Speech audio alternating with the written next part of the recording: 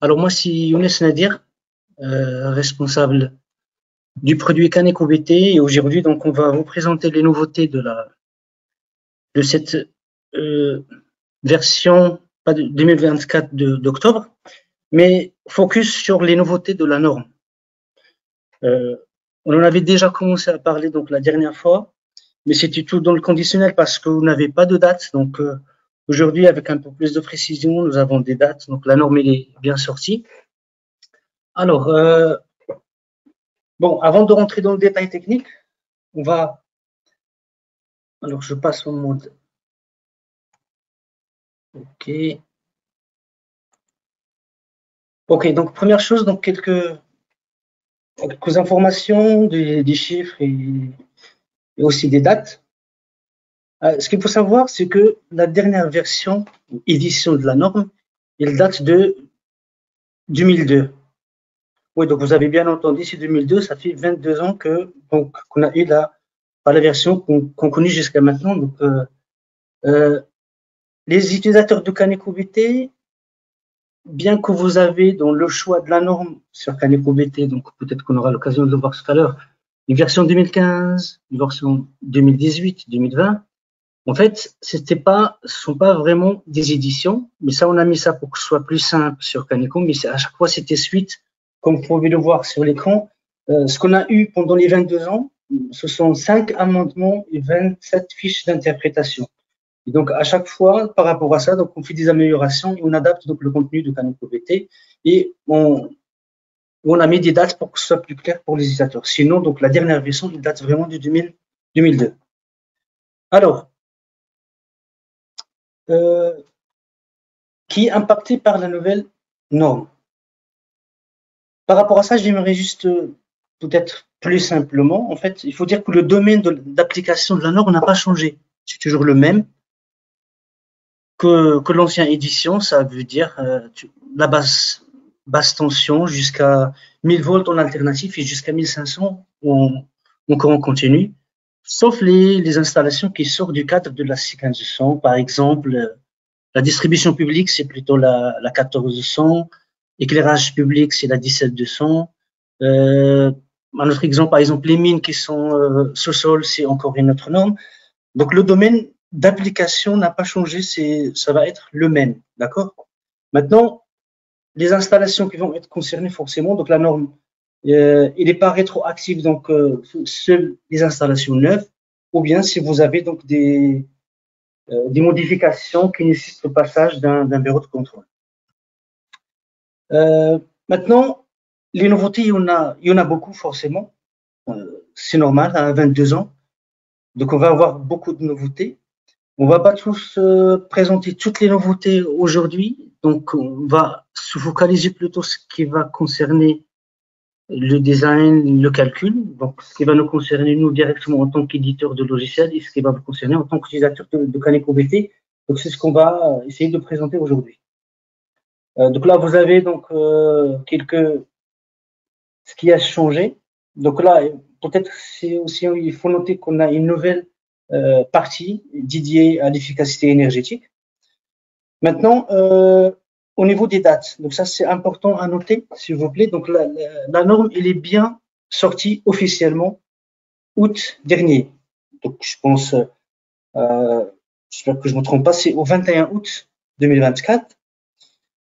Et son application deviendra obligatoire 12 mois plus tard. Donc, ça va devenir, l'application de la norme deviendra obligatoire à partir du 1er septembre 2025. Alors, avant de rentrer dans le détail technique, une information aussi importante. Donc, vu que nous on fait partie du comité normatif, donc on est très près, donc on suit de près les travaux qui se font au niveau de la norme. C'est ce qui nous a permis d'ailleurs donc de travailler, ça fait plus qu'un an, donc d'anticiper sur la norme. Ce que je veux dire ici, c'est qu'il y a encore des travaux qui sont en cours au niveau du guide C1505 que vous connaissez, donc ceux qui ont déjà utilisé le guide pour faire des calculs à la main. Et son équivalent, ce qui est dédié pour les éditeurs de logiciels comme nous, c'est le guide C15-500. Donc, le guide C15-500 ou C15-105 qui donne, lui, les méthodes de calcul de section de câble et comment choisir un dispositif de protection. Il y a des travaux qui sont en cours.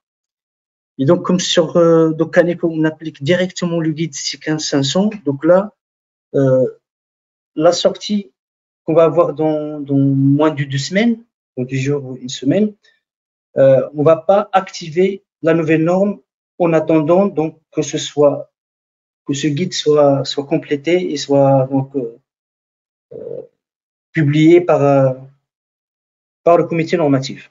Et on pense que ça va venir très bientôt. Donc on vous tiendra au courant. Donc par rapport à ça, nous on est déjà donc prêts depuis longtemps, mais on ne sait jamais peut-être qu'il y aurait des améliorations, quelques corrections, soit de courant admissible, soit de facteurs de correction. Donc on va attendre que ce soit complété, que ce soit terminé avant d'intégrer toutes les nouveautés au niveau de Caneco BT.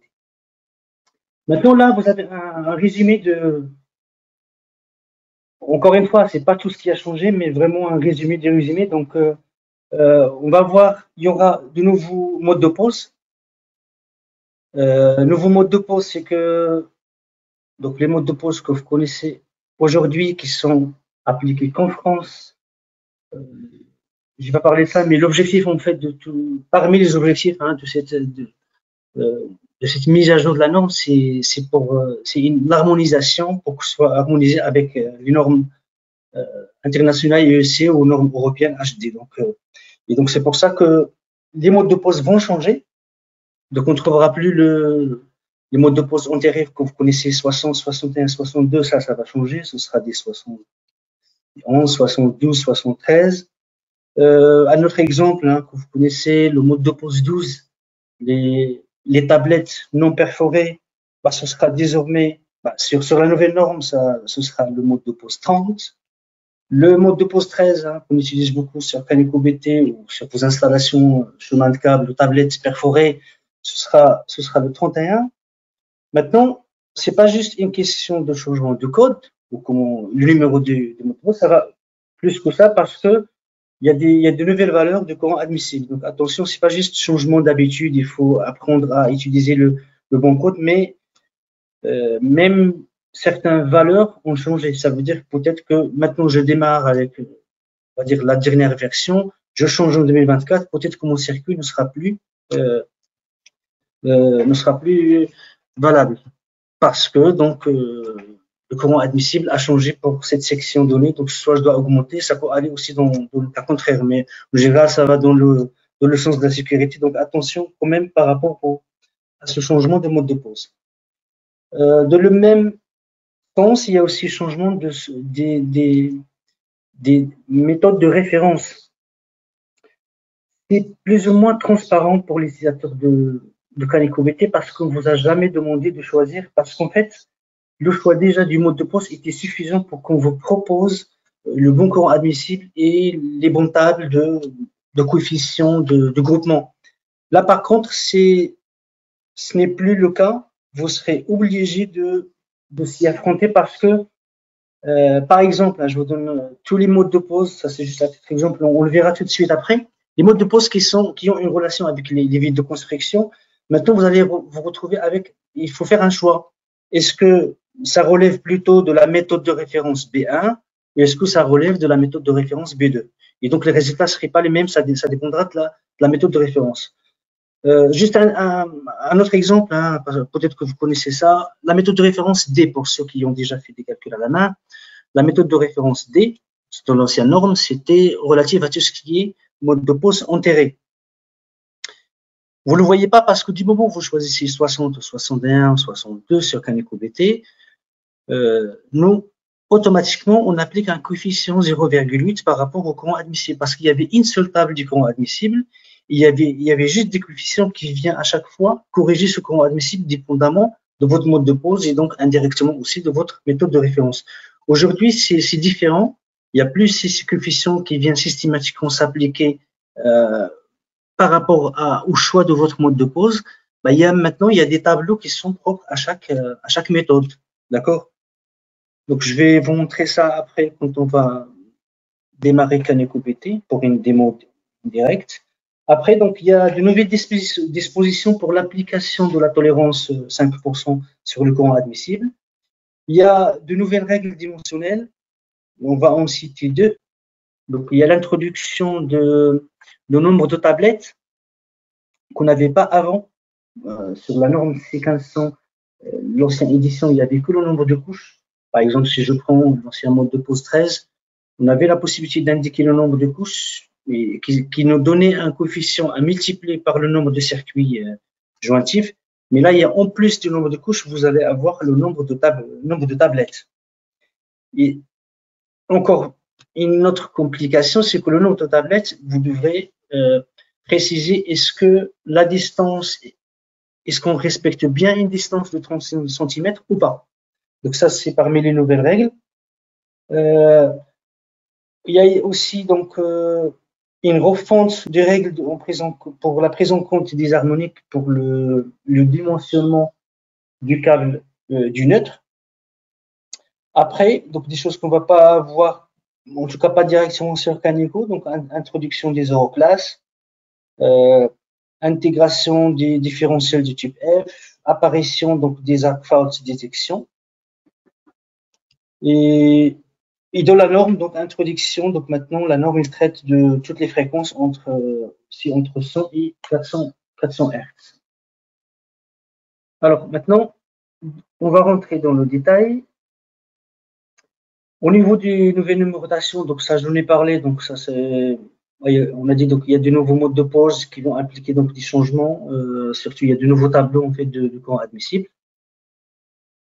Après, nouvelles méthodes de référence. Il y avait déjà le B, C, D, E, F. Donc là, on a l'introduction de la méthode de référence A avec deux déclinaisons A1 et A2. Comme j'ai dit, il y aura un B1 et un B2 et aussi un D1 et un D2. Mais on va faire, de toute façon, on va faire de toute sorte que ce soit le plus transparent pour vous. Comme j'ai dit, sauf peut-être dans certains cas, par exemple, il faut bien choisir est-ce que c'est B1 et B2. Mais on va traiter ce cas. Au niveau de la tolérance, comme je l'ai dit, la tolérance 5% que vous connaissez, il y aura une restriction pour son application. Donc, vous avez la liste devant vous. Donc, le mode de pause 31, 32, 34, 35, 72 et 73, ils ne seront plus éligibles à son application. Ça veut dire que tout simplement, j'ai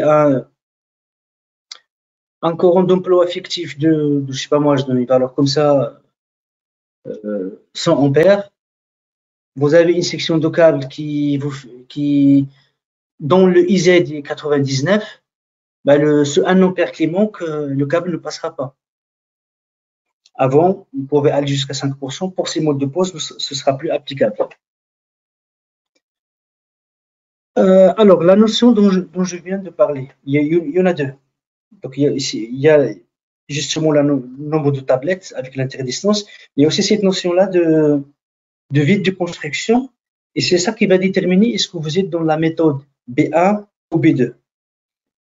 Les modes de pause qui sont concernés, ce sont ceux qui ont un lien avec le vide de construction. Vous avez la liste devant vous. Maintenant, en quoi consiste cette nouveauté? Tout simplement, si je prends l'exemple du mode de pause 40, j'ai mon vide de construction, V c'est la hauteur du vide, et DE, ça va être le diamètre de mon câble. Normalement, je dois donc calculer le rapport entre V et DE et pour savoir est-ce que je me situe ici, est-ce que le V est entre 5 DE et 20 DE ou bien est-ce que c'est entre 1,5 et 5. Donc, dans le premier cas, c'est la méthode de référence B1 qui va donner bien sûr des résultats plus optimaux. Et dans le deuxième cas, c'est la méthode de référence B2. Et donc, il y aura un petit déclassement. Autrement dit, peut-être que pour les mêmes données de mon circuit, à part donc si c'est B1 ou B2, je ne vais pas avoir le même résultat de calcul de la section de câble. Au niveau, alors là, on va carrément donc donner un exemple de calcul, toujours avec le mode de pause 40. Là, c'est juste pour vous donner une idée de delta qu'on peut avoir. Donc là, on a fait des calculs. Et on s'est rendu compte qu'on peut avoir un delta, là, comme vous pouvez, je sais pas si vous le voyez, mais la section 150 mm², on a, on a un delta jusqu'à 18% de différence entre le calcul avec la méthode V1 et la méthode V2. Attention, donc là, on a quand même tenu à préciser ce deuxième exemple, le 41, pour faire attention. Dans le cas où vous avez donc des câbles dans des conduits, dans des vides de construction, le DE, c'est pas le câble, mais cette fois-ci, c'est le conduit lui-même, c'est le diamètre du conduit. C'est juste pour attirer votre attention sur ce cas. Après, là, on passe à la deuxième notion auquel il faut faire attention. C'est une nouvelle notion qui va toucher le dimensionnement aussi. Et ça, c'est nouveau. C'est le nombre de tablettes. Donc, comme je l'ai dit tout à l'heure, avant, on n'avait que le nombre de couches. Là, il y a aussi le nombre de tablettes. Et ça, c'est un exemple là qui montre si vous respectez la distance entre les tablettes ou pas. Là, premier exemple, la distance est supérieure à 30 cm. Ça veut dire qu'on a assez de distance pour ne pas en tuer. Pour qu'il n'y ait pas de problème, on va dire comme ça. Là, dans notre exemple, j'ai 5 circuits. Donc, le 5, je ne l'ai pas, donc je prends bien sûr le 6. Et j'ai 2 tablettes. Dans le cas où la distance est respectée, le coefficient de groupement, je le lis directement du P, une table. Donc ça, c'est transparent pour vous. Je peux vous montrer ça sur Calico. Donc, j'ai un coefficient direct. Maintenant, l'autre cas, si la distance n'est pas respectée, la norme, il dit qu'il faut plutôt, ça va bien sûr, moins de distance, c'est forcément plus défavorable. Et donc, il faut faire comme une pose équivalente. Et c'est comme si j'ai pas plusieurs tablettes, mais plutôt plusieurs couches. Ça peut étonner quelques-uns parmi vous, ça veut dire que c'est équivalent. Que j'ai 29 cm ou rien, c'est pareil. Donc, bon, c'est toujours comme ça, parfois. Donc, les normes 0 ou 1. Donc, il n'y a pas de valeur intermédiaire. Soit je respecte la distance, soit je la respecte pas. Donc, si je la respecte pas, c'est comme si j'avais une seule tablette avec plusieurs couches. Alors, là on va faire un comparatif rapide. Encore une fois, donc, le premier cas, comme vous l'avez vu, c'est 0,73 comme coefficient de groupement. Le deuxième cas, qu'est-ce qu'il faut faire? Il faut prendre un premier coefficient que je vais obtenir à partir de la première ligne, comme si j'avais une seule tablette.